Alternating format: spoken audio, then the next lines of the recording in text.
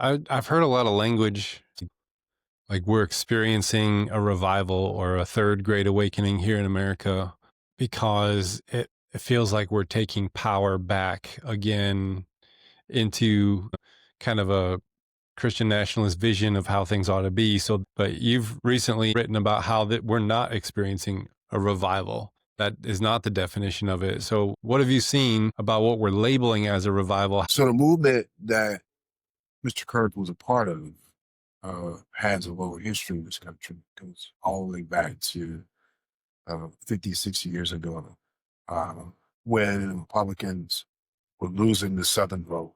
And they lost to civil rights. Once the civil rights movement began to have political gains, the Democratic Party was the one that pushed forward civil rights legislation.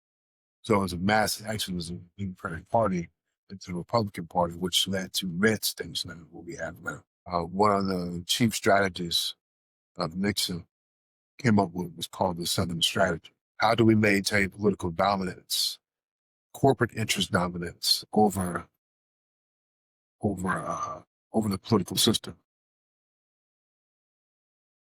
You got to find a way to keep people divided. So to keep them distracted from lower wages not keeping up with productivity, keep them distracted from the lack of health care access, distracted from the way the climate's being treated, right? So we're just going to focus on identity. We're going to focus on all these different wedge issues, abortion, homosexuality, whatever. And all the while, this is intentional. So like when people say this is a revival, when you understand history, you understand that, oh, this whole movement was a tactic to keep people divided from recognizing they have a shared well-being that they had to look out for each other.